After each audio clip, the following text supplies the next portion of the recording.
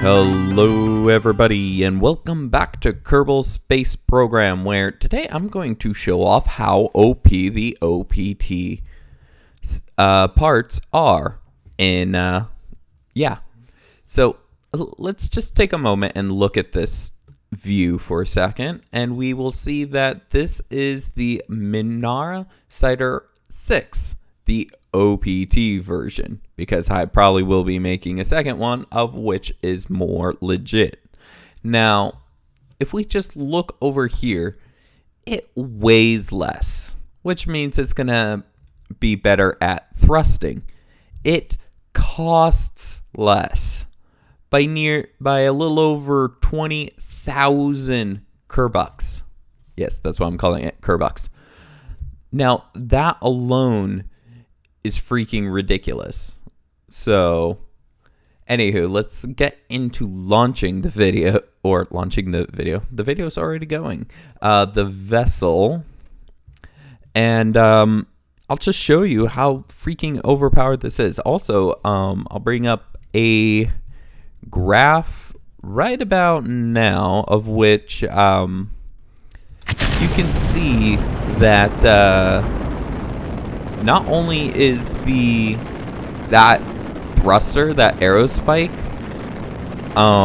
lighter than almost anything else other than a 1.25 meter that tiny engine.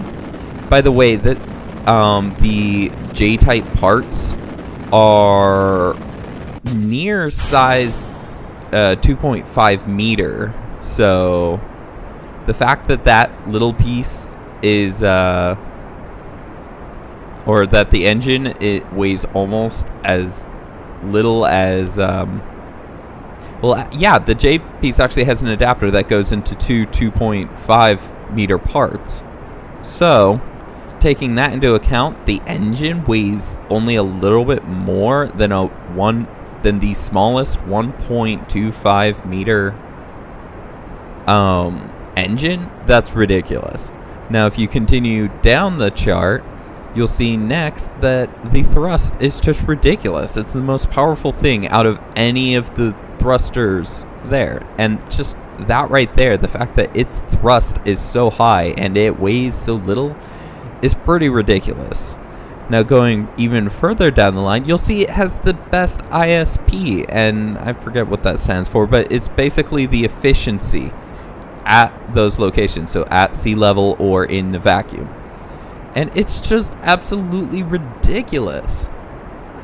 It has the best out of either, which is not a very balanced thing. And if you continue down the thing even further, though yes, it consumes the most fuel, if you look at the little sub chart just to the right of that, it freaking uses the least amount of fuel for every unit of thrust. So the fact that it's going, it has over 800 kilonewtons of thrust, it's only using 0.2 fuel for each one of those thrusts. So it is by far the most efficient engine there is. Not to mention, as you saw, the craft was cheaper than anything else. So not only is it the most efficient, it is the most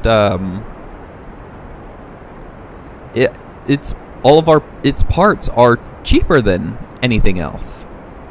So it's like, this is, I'm half tempted because I like all the parts. I legitimately like the parts, but it's ridiculous. It needs an overhaul, or it needs a rebalance, and I am actually half tempted to repack the mod and put it up on CurseForge and be like, OPT balanced. I am half tempted to do that because this mod is just so overpowered. And it's not just the engine. It's also actually, we got to stop burning for a second here. See this little crew cabin right here? Yeah, it weighs only 2.08 tons. What does that mean? That means it weighs the same as a the Mark II crew cabin. Now, what's the size relevance between it and the Mark II crew cabin? Well, the J-type is not only 2 times longer, but like I said, the J-type has a adapter that goes into 2.5 meters, so it's close to 5 meters wide as well, which I believe the Mark II is around like 2.5 to 3 meters. So the thing is that this thing is just, all the parts are overpowered. Even the cockpits have some, and the cockpits are actually the most balanced thing in it, which is funny. But it's so overpowered, like everything in it, that I actually want to rebalance everything. Oh yeah, by the way, that engine, we've had that engine for a while now. It came in the first it came in the first space plane parts. So for that kind of power to be that early in a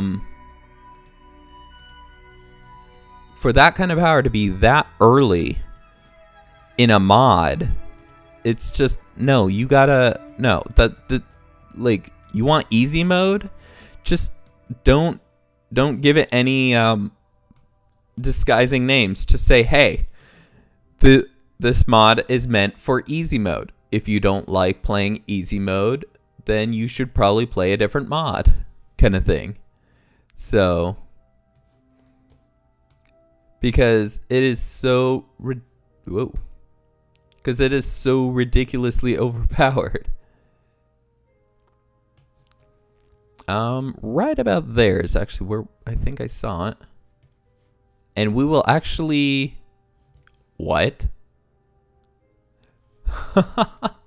Okay, so we leave Kerbal, and in about a year, it looks like, we come back and encounter the moon. With that is actually pretty funny. Ooh, yes, no, yes, right there. Okay, so we got maneuver node. But anyways, so that's just freaking ridiculous, and that's not even the worst part. I wait till the end and you'll see exactly how overpowered I made this craft, that it not only got into space just fine. There are no other thrusters on this, by the way, so that I'm going to do all of this with that one thruster. So if that isn't just any indicator of what's to come, just wait till the end and you'll see something absolutely stupid that nothing that costs this cheap should be able to do. Anywho, let's set up for this burn. It is a lengthy 50 seconds. It's half the time that a normal burn to min-miss would be with the 6 itty-bitty thrusters. Which makes sense, though, because it was, I did the math. It's actually that little LV909. This thruster is actually, one second, let me concentrate on this, because I need it on this mark as much as possible, and start burning. Anyways, it is 11 times the thrust, so that's why this is half the burn, is because it's there were 6 of them, so with one of those being 11 times, it comes out to about right. But anyways, but then with the fuel efficiency, with how much fuel it uses for that much thrust, it is 54 times better than the LV909. Yep. Freaking 54 times better. It's like, what? Ooh, wow. that was scary for a second. I forgot we encountered the moon. Come on, we can get up a little higher before we do our touchy burns. And stop. Okay. A little different. Actually, we pretty much have a return trajectory here. But remember, we need the moon. So, and guess what? We come by very, very close. So this is just very coincidental. This is not planned at all that I would come so close to the moon. Now let's see if we can't just increase that. Yep, and that's all we need to do. We don't even have a timer for the bird.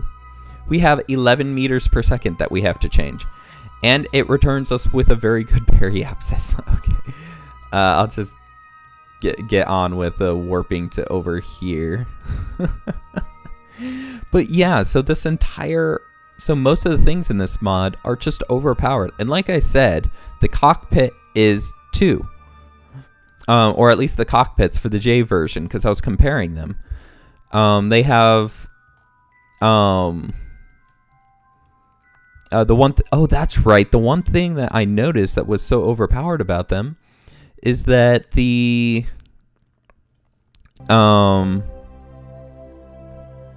what's it called? The SAS piece, right? It had how do I put it? Okay, so the normal Mark II has 15 pounds of torque on every direction, right? Okay. Well, the J-type cockpit had what was it? I think 20 on the, and they're all different. That's why I'm trying to remember here. It had 20, I think, on the yaw, which is kind of the if you twist yourself left and right. It had 40 on roll, and it had 100 on the pitch, the facing up or down kind of thing. And that's not the ridiculous part. The ridiculous part is that it required only 5 electrical charge for all of that. Now, why that's ridiculous is because the Mark II one, with its only 15 on every direction, only required 5 as well. It wouldn't be bad if it was like, oh, well, it's going to cost a little bit more based on what you do. No, it doesn't. Well, actually, I didn't actually test it. Maybe it does. We can see real quick. We are at 1. So let's pitch. Nope, only 0.5. Nope, only 0.5. Okay, yeah. 0.5 electrical charge every second. Well, no, that was 50, but still, that doesn't equal out. If it was 0.5 a second, no, yeah, that's right, 0.5 a second for 100 pounds of torque. When, oh, I can't show off the, oh, wait, maybe I can. We're still high, right? We are indeed.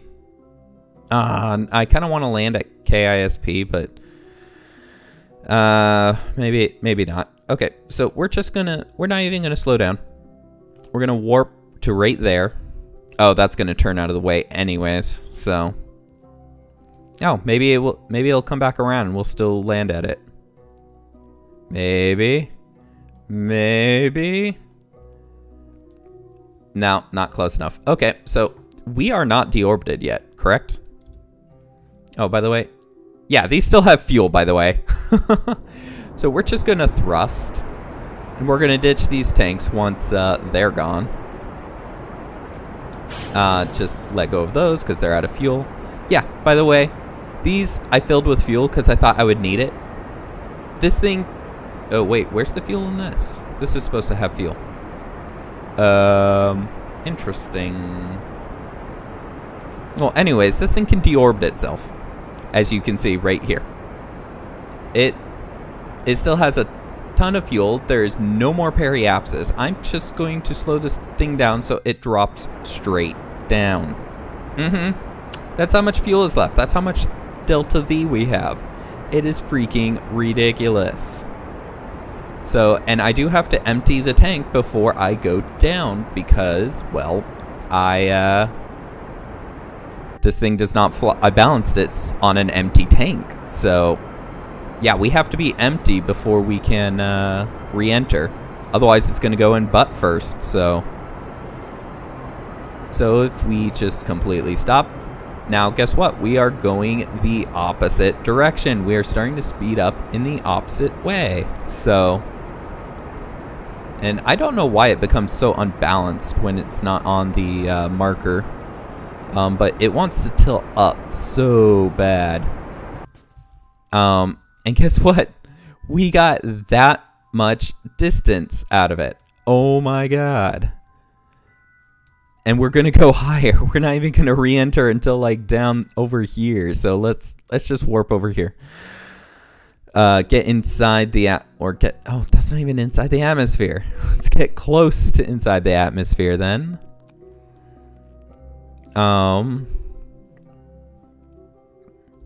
You know what? Actually, we can just time warp because it will slow us down once we start re-entering. So, yeah, I almost got orbital velocity. I stopped a Minmus-sized apoapsis down to no orbit and reversed the orbit to nearly a opposite polar orbit. That is a lot of delta V, and only with the cockpit, this little fuel tank, and this in the crew cabin. Oh yeah, by the way, but the weight is added to the crew cabin, by the way, so it's not just oh,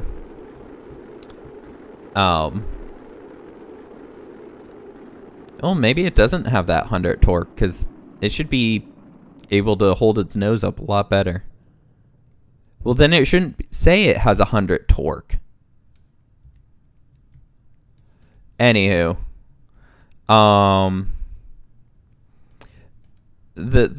but yeah, this crew cabin can hold fuel too. Now it does make it heavier, but the concept is it holds 8 Kerbals. It's nearly, what would that be? Because it's not only 2 times in this direction, it's almost 2 times in this direction, and because of that, almost 2 times in this direction. So it's almost 8 times bigger than the Mark II, and it weighs 0.08 heavier. So this craft is really light because all of the pieces are underweighted. And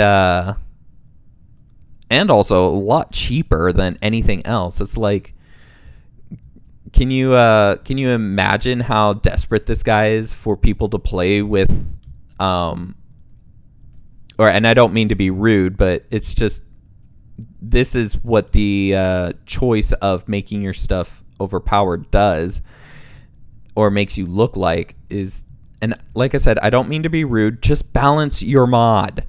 But just how desperate some mod makers can be for people to play their mod, or with the parts in their mod, that they just make them so overpowered. KW Rocketry was that way for a while, where just the rockets were better than stock. There was no real reason to say one or the other. They were just more powerful, more fuel efficient. They weighed about the same. They're a little more balanced now. Their tanks are a little lighter. Or no, their engines are a little lighter. Their tanks are a little heavier, if I remember right, with the current release. It might be the other way around. But anyways, the idea being is that if you're going to make a mod, balance it. I want to have more choices, not a different choice, not an only different choice. And if you look, there's not even any IVAs in these things. Like, there's no textures at all. At least give a stock one, like the the what's it called? The Mark II. At least put the Mark II on the passenger pod, and the Mark II for this specific thing. The command pod, or cockpit in this case. But yeah, it's just like, seriously. Nope, go the other way, because that's going to destabilize the direction it's going to look in. And we'll just extend the parachutes. But yeah, it's like, it's just, it boggles me how overpowered these are. It's like he took reference from just a couple engines and didn't even see if that was the correct balance.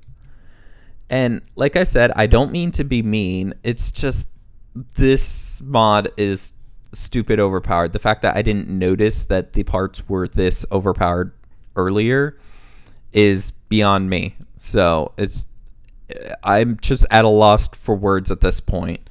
That just between the cost, the fact that this thing is lighter, the fact that and I don't mind that everything can hold fuel to some degree as long as you add the weight. Yeah, we're talking about like stuff that should be in there, but if you look, it only carries a little bit more than this, which could be understood, and it does add the weight to it, but it's just the rest of the frame and stuff does actually have weight that would be comparable to the Mark II. And this thing floats very well too, because it is so light. You could actually have people exit and not be able to get in because it's floating so well. This doesn't even look realistic. This thing should be at least like a couple meters deeper in the water. This thing should not be this light. Well, actually it's airtight, so it might be. Never mind, I retract that last statement.